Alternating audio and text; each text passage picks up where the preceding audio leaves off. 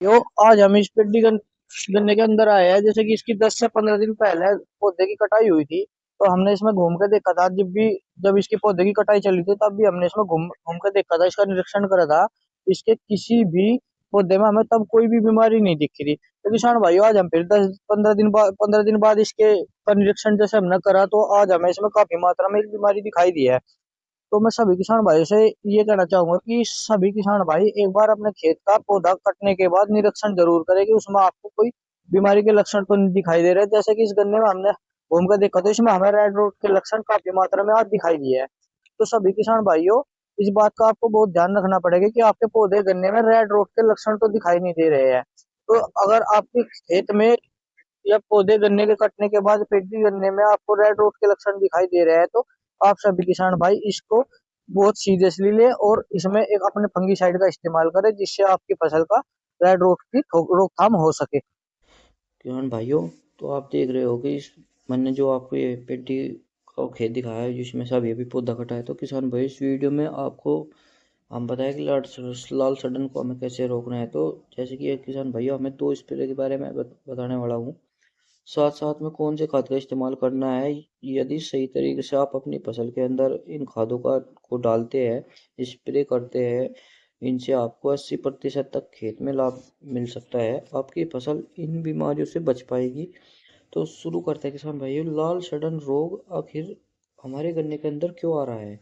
किसान भाइयों, जो हमारा ये 0238 गन्ना वैरायटी है, यह काफ़ी पुरानी हो चुकी है।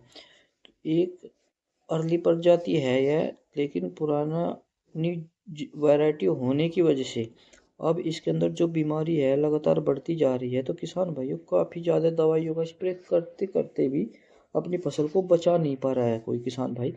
फिर भी बढ़िया रिजल्ट देखने को नहीं मिल रहा था इसका। तो किसान भाई इस गन्ने को छोड़ना भी नहीं चाहते, क्योंकि इसके अंदर ग्रोथ बहुत बढ़िया है, लंबाई प्लस मोटाई बहुत बढ़िया होती है। लेकिन यहाँ भी आपको लाल सड़न देखने को मिल रहा है। तब आपको क्या करना है।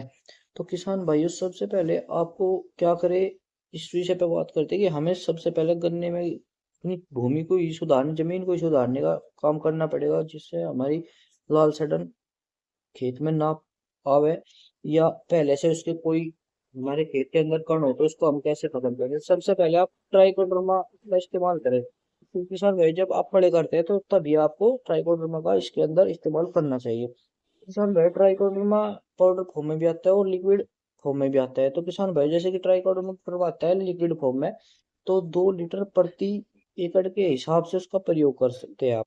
तो प्रयोग कैसे करना है। तो किसान भाइयों, 2 लीटर ट्राइकोडर्मा, 2.5 किलो गुड़ व आधी किलो बेसन लेकर 50 लीटर पानी में मिलाकर एक ड्रम के अंदर रख दे। रोज उसको किसी एक डंडी से रोज एक समय से घुमाते रहे। कम से कम 8 दिन तक ट्राइकोडर्मा को ऐसे ही तैयार करें।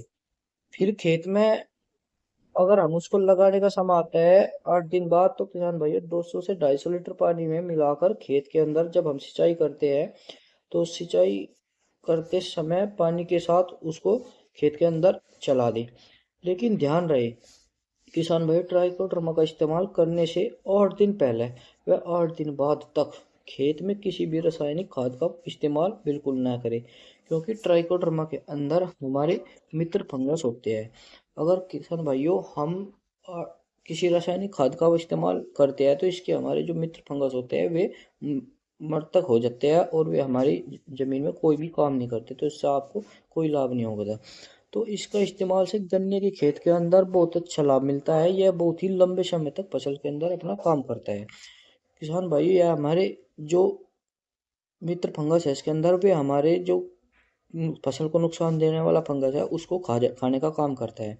इससे हमारी फसल को काफी मजबूती मिलती है। तो किसान भाई, अगर किसान भाई खेत के अंदर 5 से 7 जड़ों में लाल सड़न का रोग है, तो उन जड़ों को आप खेत से निकाल कर बाहर फेंक सकते हैं अगर मुमकिन है तो। अगर ऐसा करने से कर नहीं पा रहे हैं, तो किसान भाइयों ऐसा करने के लिए अच्छा बेनिफिट आप जैसे, अगर आप जड़ों को बाहर फेंक दें तो ऐसा करने से आपको अच्छा बेनिफिट मिलेगा। क्योंकि किसान भाइयों, अगर आप ऐसा नहीं कर पाए तो अब फिर हमको स्प्रे करने की कोशिश करनी पड़ेगी। तो अब बात करते हैं हम किसान भाइयों स्प्रे की। आखिरकार हमें इसके लिए कौन सी स्प्रे का प्रयोग करना चाहिए जिससे हमारे गन्ने के अंदर लाल सड़न का प्रकोप कम हो जाए। तो किसान भाइयों इफको कंपनी की 82 आती है एक, इसके अंदर आता है थायोफिनाइट मेथनिल 70% WPP। आपको लेनी है लगभग 300 ग्राम प्रति एकड़ के हिसाब से थायोफिनेट मेथलाइन लेना होगा और उसका स्प्रे जड़ों के ऊपर करता है। जिन खेतों में यह समस्या लाल सड़न वाली देखने को मिल रही है यह स्प्रे बहुत जरूरी है। इसके साथ स्प्रे में आप एमिडाक्लोप्रिड मिलाकर जो 17.8% SL में आता है इसकी मात्रा 250 ml से 300 ml प्रति एकड़ के हिसाब से आपको लेनी है। और इसके साथ फिप्रोनिल, इसको हम रिजेंट बोलते हैं, लिक्विड में 5% लेनी है। तो 400 ml के हिसाब से अलग लेनी है। इन तीनों का आपस में घोल बनाकर अपने गन्ने पेटी गन्ने की जड़ों पर स्प्रे कर दिए। जड़ों को अच्छे से बिल्कुल भिगो दो।